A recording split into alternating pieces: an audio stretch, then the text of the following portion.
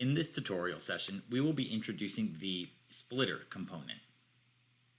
So as you can see from this configuration, we have a single feeder that sends material to a splitter that then feeds 3 different pumps, all joined together to meet at one final destination.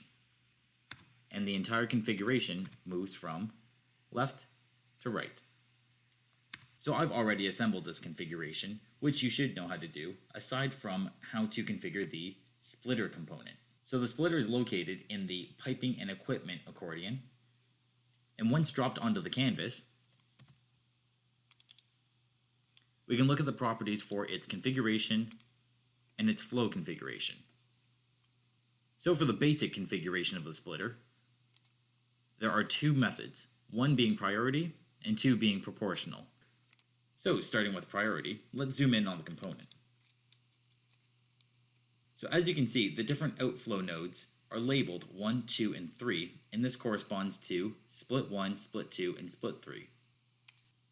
So with the priority method configuration, the model chooses which splits to assign material to flow through based on the priorities listed here, the volume of incoming material, and the flow rate capabilities of the different components downstream from the splitter.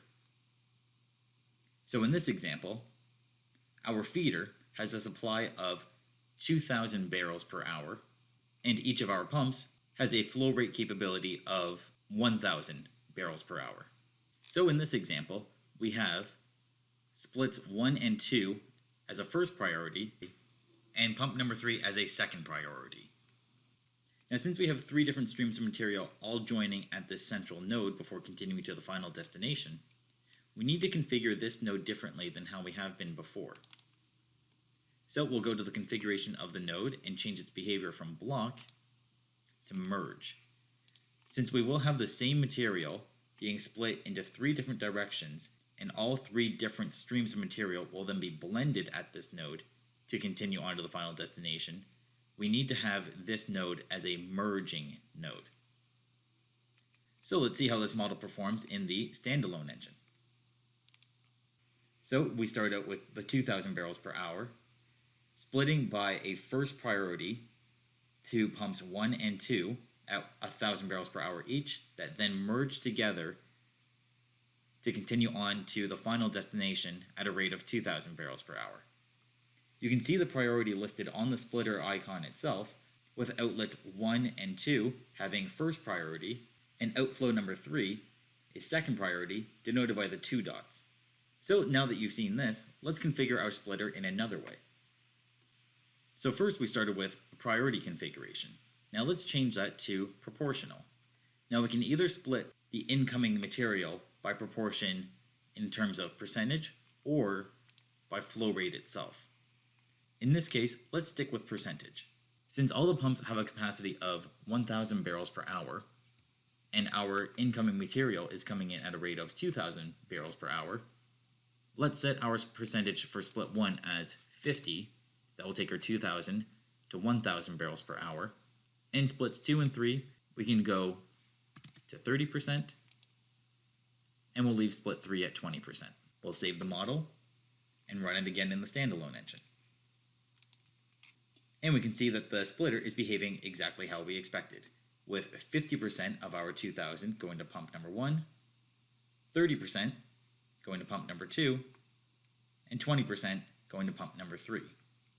Now you can see that the icon on the splitter itself has the symbol for division, noting that the behavior of the splitter is proportional based rather than priority based. Now that we've seen a few examples on how the splitter can be configured, let's create a scenario testing equipment reliability. So let's say that pumps number 1 and 2 have the potential to fail at any moment's notice, and we'll need to direct the material designated for the failed pump through to our secondary option that will be pump number 3. So first, let's change our method configuration to priority. Have splits 1 and 2 as a first priority because we want to send our material through pumps 1 and 2 as a first priority, and should either of those 2 fail, we'll have pump 3 as a backup pump. So we'll have split number 3 as second priority. Now that we've configured our splitter, let's create some stochastic events to create a failure model for both pump number 1 and pump number 2. So we'll go to our configuration, go to schedule events. So I have pre-configured some failure models for pumps 1 and 2 that I've set to activate at the start of October, so the start of our simulation. So I will simply activate these stochastic events, and now we'll run it in the standalone engine. So at any time now, we should see either pumps 1 or 2 fail, and pump 3 have to take on the load of one of the failed pumps.